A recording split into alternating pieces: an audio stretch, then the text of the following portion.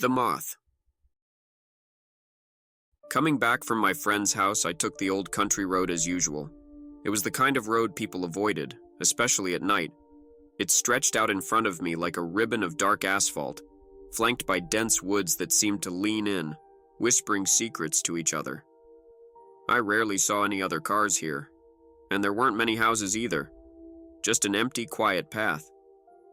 Suddenly, the engine in my car started to rattle, the hood trembling like it was about to fall apart. I could feel the power slipping away as I steered it off to the side of the road. "Come on. Not now," I muttered, banging my hands on the wheel. I wasn't good with cars, but I got out anyway and popped the hood, more out of desperation than anything else. The engine hissed at me like an angry animal, but it didn't tell me what was wrong. I reached for my phone to call for help, then remembered I hadn't paid for this month's service. Great, I sighed, stuffing the useless phone back into my pocket. My only option was to walk to the gas station, which I knew was a few miles ahead. I glanced at my watch. The sun was starting to set, and the dark clouds overhead suggested rain was coming. Just my luck? I mumbled to myself as I began to trudge down the road, hoping I could beat the storm. The road stretched on, empty and desolate. Out of the corner of my eye, I noticed something flitting among the treetops. It was large and seemed to be moving parallel to me, almost like it was following me. "Probably just an eagle," I whispered, trying to shake the uneasy feeling creeping up my spine. But as I kept walking, I saw it again. This time it looked more like a giant moth or butterfly. I shook my head. Nah, no way, I thought. It's got to be the shadows playing tricks on me. Just then, a loud crack of thunder boomed overhead, and rain began to pour down like someone had flipped a switch. "Of course," I grumbled, breaking into a run as the rain pelted down. That's when I spotted an old broken-down barn up ahead, its silhouette barely visible against the darkening sky. I sprinted toward it, feeling a wave of relief as I pushed open the creaky door and stepped inside. The barn was clearly abandoned, full of dust and cobwebs, but at least it was dry.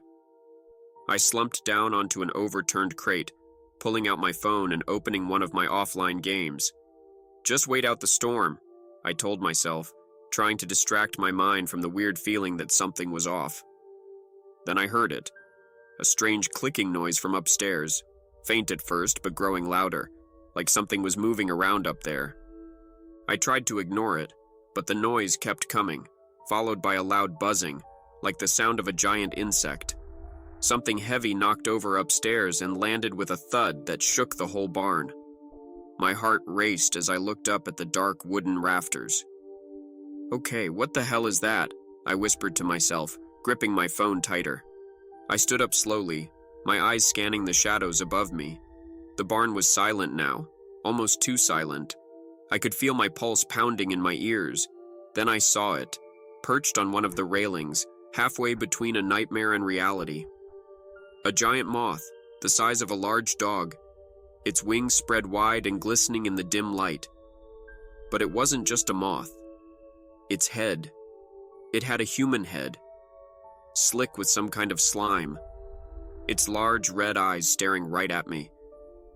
I froze, unable to process what I was seeing. My breath caught in my throat as the creature's mouth opened, revealing a row of razor-sharp teeth. It let out a bone-chilling screech that echoed through the barn, and in that moment, it launched itself at me. "No!" I shouted, diving out of the way just in time. The creature slammed into the ground where I had been standing, its legs scraping against the wood inches from my face. I scrambled backward, but it was already pouncing again, claws scratching against the floorboards, trying to pin me down. I felt its hot breath against my face, its teeth snapping just inches from my skin. I kicked out in desperation, managing to push it back for a moment. My hand searched wildly and landed on an old, rusted shovel.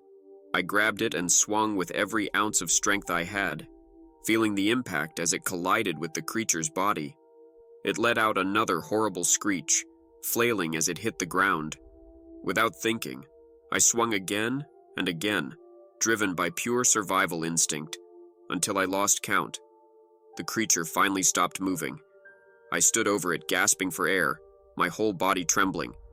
I backed away, leaning against the wall, trying to catch my breath. I need to call someone.